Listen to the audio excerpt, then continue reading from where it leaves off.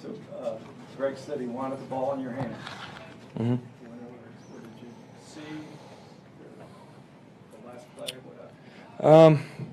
We knew from film study and critical situations, 2-minute situations, that they were going to blitz us, and that's what they do. That's their MO. We just got to be able to get the ball out and get it in somebody's hands and make a play, because that's, they're given one-on-one matchups all across the board. Comes down to executing, and then, the one that I'm going to replay in my head for a long time is that out route to Jarvis left inside. That one hurts, because that would have put us into very comfortably in field goal range. Baker, can you size up how valuable you think this was? Number one defense, true playoff atmosphere on the road.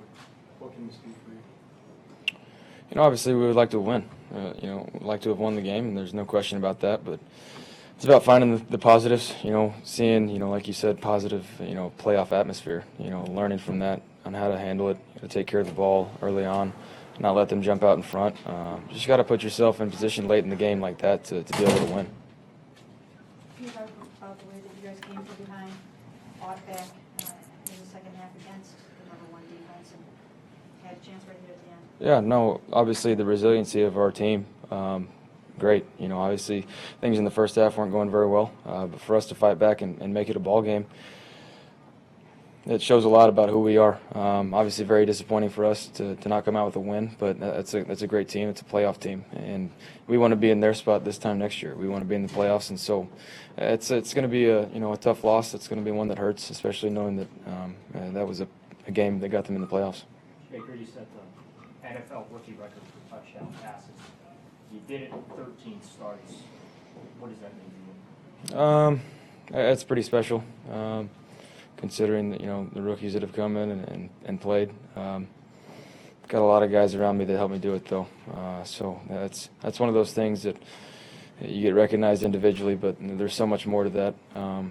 And how our guys stuck together throughout the season, didn't let it tear us apart when the changes were made, when, stuff hit the fan, and just for us to come together and be able to have success shows a lot about the guys in that locker room and how they believe in each other. Do you feel like you're going to be battling Lamar Jackson maybe?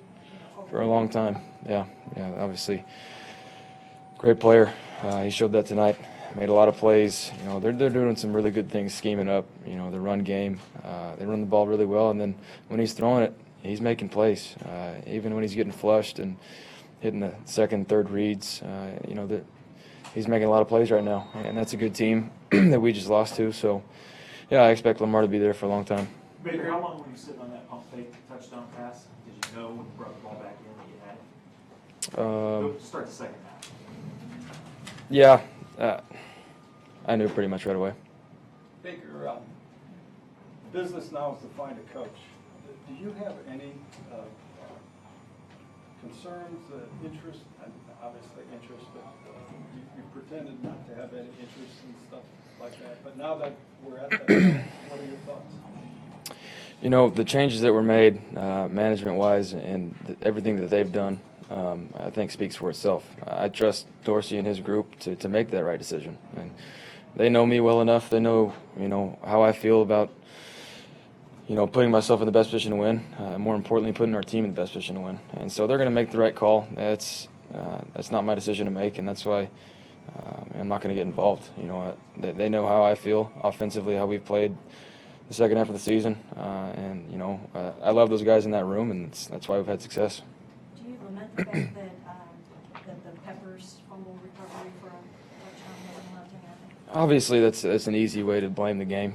Saying that if we would have scored on defense, that we would have won the game. But there's so many things within the ball game that if we take care of business, we would have been in a position to win. So, yeah, it's an easy one to point fingers at. But we got the ball right after that, and defense did a good job of getting us the ball. So we need to take advantage of it. What was the way today's game and the way you guys finished in the second half say about 2019? We got a good group, special group that believe in it. Guys making clutch plays down the stretch. That catch by Brashad on the sideline, that catch by Jarvis. Just some unbelievable things that you don't see very often. And for people that, on the outside looking in said we didn't have a good group of receivers. They had a lot to prove, and so they're going to carry that on their shoulders and going into 2019 with great momentum and a lot of confidence and trust. Baker, first, congratulations on a tremendous season. You and Lamar play so differently.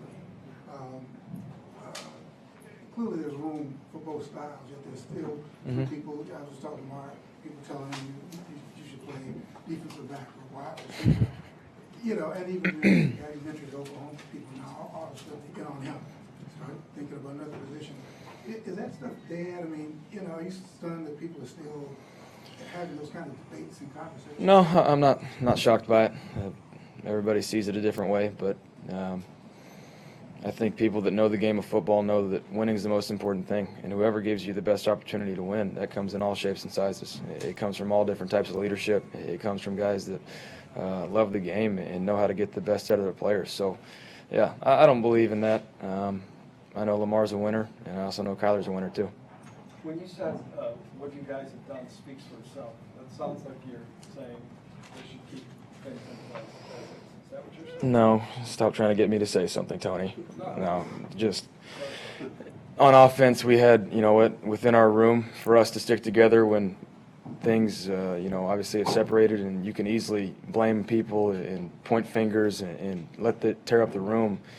I'm proud of the way our group stuck together. There's character in that room. There's guys that showed what a grown man is, coming to work every day with,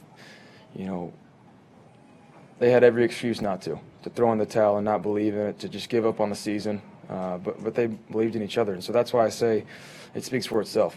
The guys in that room, the way they handled it, offensive line coming together, running backs making plays, receivers making plays, tight ends as well, that just shows them the trust and the love they have for each other. Do you feel good about your rookie season, the case you made for rookie of the year? I'm not worried about that, but there's a lot of room for improvement, and that's the thing going forward. Is for me, there's a lot of room for improvement, and that's promising for our team going forward. If we were satisfied, if we thought we had it figured out, we'd be sadly mistaken.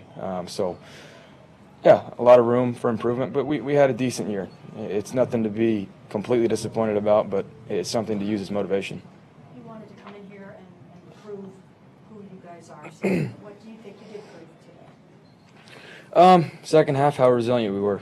Fighting back.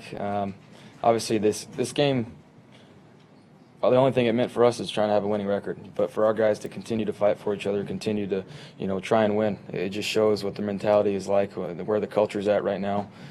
Just to put it all there on the line and go for it.